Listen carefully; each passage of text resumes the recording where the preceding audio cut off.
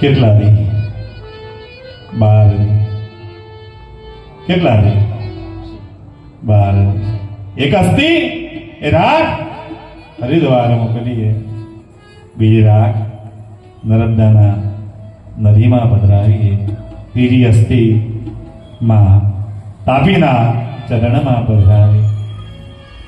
તો 12 દીનો મારો જે ક્રમ છે, પણ એ ભસ્મ ભગવાન શ્રી મહારાજને ચડે ને તો કુબેરનો ખજાનો આપવા માટે પણ મહાદેવ તૈયાર છે.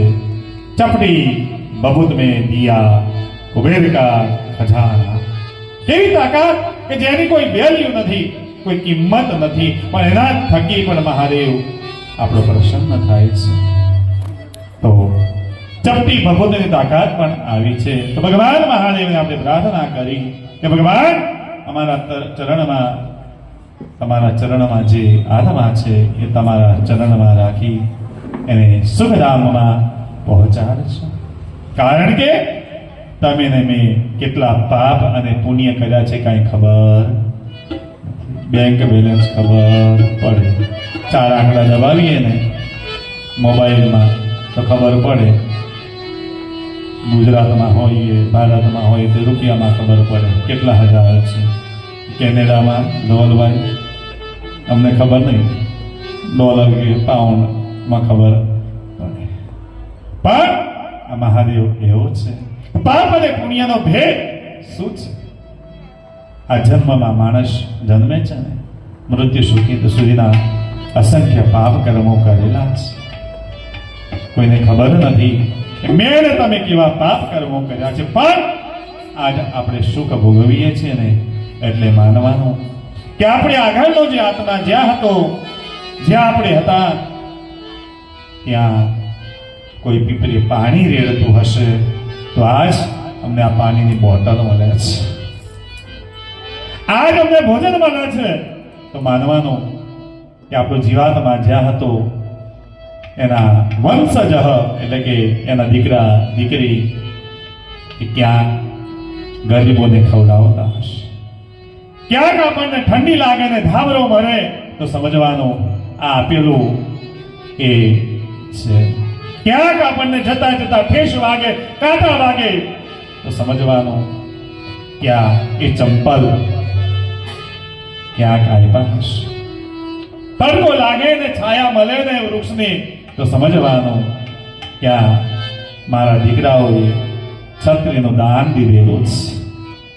ક્યાંક એ વેતણી નદીમાં જતા જતા અંતે પડાય ને તો અને જો શિવજી મહારાજની નાવડી મળે ને આ બધા દાન આપણે કાલે આપવાના છે એટલે આજે વાત કરું છું. કારણ કે કર્મ એને કહેવાય સમજીને કરીએ. કર્મ એને કહેવાય કે સમજીને કરીએ તો મજા આવે. તો એ છાયા મળે છે એનું કારણ એ છે કે ક્યાંક મારા દીકરાઓએ છત્રીનું દાન કર્યું છે. આપણે તમે કે મેં કાંઈ આવું જોયું નથી, પણ ડંકીમાં તો ટીવીમાં જોયું આપણે. હે કેવા કેવા રસ્તેથી જવું પડે છે. એટલે અંધારામાં એવા જ અંધારાઓ આ વેતરણી નદા પાસ કરતા કરતા આવે છે અને ક્યાંક પ્રકાશની જ્યોત મળી જાય ને તો સમજવાનું કે મારા દીકરાઓ દીપનું ફાનસનો કે બેટરીનું દાન કર્યું છે. આ બધા આપણા દાન છે. પણ કર્મ કોઈને છોડતો નથી. કચ્છની ધરતી બહારવટીઓ નામ, કદાચ એનું નામ પડે ને તો ગર્ભવતી સ્ત્રીના ગર્ભ પણ પડી જાય એવો કચ્છનો બહારવટીઓ જેસલ જાડેજો. એને આખા મલકને જ્યાંનું નામ પહોંચે ને ત્યાં આખું મલક એને ગભરાય, એની જે માગણી હોય આપી દેવામાં આવી. એ વખતના બહારવટીયાઓ આવા હતા. અનાજના દાણા મોકલે, અમારી આ માગણીઓ છે તમારે દેવી પડશે, નહીં દેવી હોય તો ચાલો યુદ્ધના મેદાનમાં. અને આ જેસલ જાડેજાનું નામ પડે, બરબલા પાણી ભરે, એની મૂછો પર 3 લીંબુ લટકે એવી એની ઘટાદાર મૂછ, આંખો તો જાણે કે તાંબા જેવી, અને ગુસ્સે ભરાઈને તો આખો મલકને હચમચાવી મૂકે. જમવા માટે બેઠેલા ભાભી માએ મેણું માર્યું કે બાપ તમે તમારા નામ તો મેં જોયા છે, જાણ્યા છે, તમારા પ્રકરણો જાણ્યા છે, પણ આ કચ્છ છે, પણ સૌરાષ્ટ્રની ભૂમિમાં એવા 4 રત્નો છે. જો એ 4 રત્ન તમે મને ભેગા કરી આપો ને તો ખરો મારો દિયર કહેવાય. ભાભી માં આ શું બોલો છો? મારું નામ પડે કચ્છનો બહારવટીયો જેસલ જાડેજો નામ પડે અને જાકી દુનિયા મલક જો મારા શરણમાં આવી જાય તો 4 હું એવા 40 રત્નો હું ભેગા કરવા માટે તૈયાર છું. ખાલી મને નામ આપી દો. ભાભી માએ કીધું કે સૌરાષ્ટ્રની તોરી તોરલ એના ઘરમાં છે બીજી તોરી ગોળી છે, જે આપણે માનકી કહીએ ને. ઘોડાના 8 પ્રકારો આવે છે. તોરી ઘોડી છે, બીજી છે તોરી તલવાર છે, અને ચોથી છે તોરી થાપણ છે. જાડેજો કે બાપ માં આટલું માગ્યું તારે મારી તલવારની ઉપર તો હું ધારું તો આખે કચ્છ નહીં આખા સૌરાષ્ટ્રને હું એક કરું. અને માગ્યું તો આવું માગ્યું. અને એ વખતે જેસલ જાડેજાએ ખાવાનું પણ છોડી દીધું. ઘોડી પર બેઠો છે. સૌરાષ્ટ્રની ટૂંકમાં વાત કરવા તો વાત છે 2 કલાક. પણ આવ્યો છે કચ્છની ધરા છોડીને સૌરાષ્ટ્રની ધરા ઉપર પૂછતો તોરલને ત્યાં જાય છે. તોરલને ત્યાં મધરાત હતી, આવી રાત જામેલી હતી. મધરાતને દી આવું ભજન મંડળ અને અલખની ધૂણી ત્યાં ચાલતી હતી. તોરલને ત્યાં ભગવાનના પ્રભુના નામ લેવાતા હતા. જાડેજાએ કોઈની ભગવાનનું નામ લીધું નથી. એને તો માત્ર 4 વસ્તુ સાથે મતલબ હતો. એક તોરી તોરલ, બીજી છે તોરી ઘોડી, અને ત્રીજી છે તોરી તલવાર, અને ચોથી છે તોરી થાપણ. પણ એ વખતે તોરલને ત્યાં આવો સત્સંગ જામેલો હતો અને અલખની ધૂણી ત્યાં તો જામેલી હતી. અલખની ધૂણી એટલે ભગવાનના નામ લેવાતા હતા. ને શાસ્ત્રમાં કહ્યું છે હરિને ભજાતા જતા કોઈની લાજ જતા નથી જાણે. આપણે પણ ભગવાનને યાદ કરીએ. ભગવાન અલખની ધૂણી તું ધકાવેલી રાખજે. અમારી આ નાવમાં જે પણ બેઠેલા છે એ નાવને તારે જાડેજા કદાચ અમે હોઈએ ને તો એવો અમને બનાવી દે કે કચ્છની ધરા એ બહાર વટેલાની યાદ કરતી હતી, પણ એ કચ્છની ધરા આજે ધર્મને યાદ કરે છે.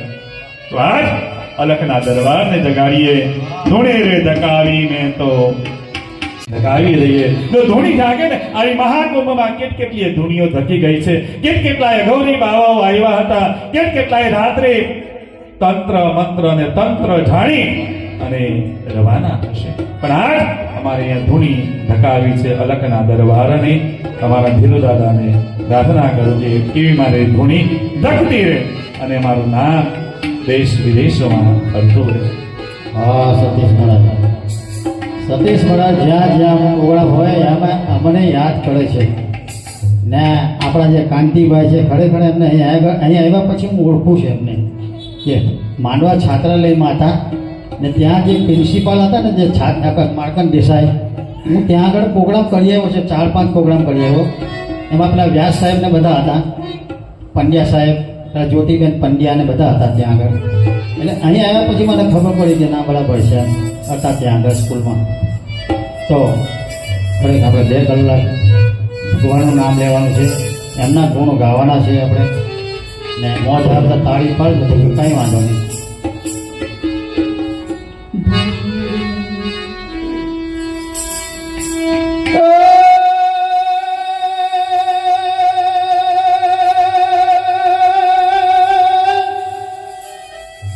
પરસોડત ધરમ જગ જોને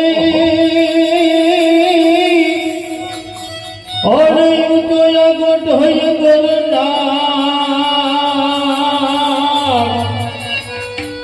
હે આ બાપુ કે જોને રેવટી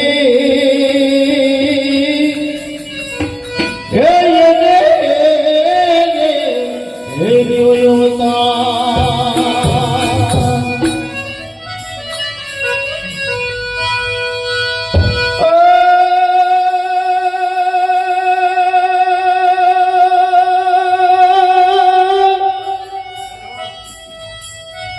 પણ મારી ચિંતાને ઘર ના કરે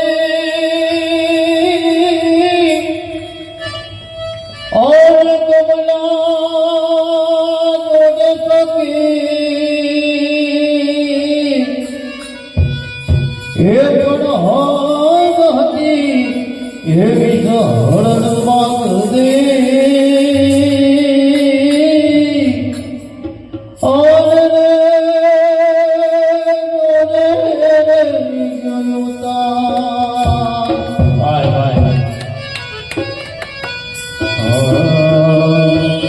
ધોણી રે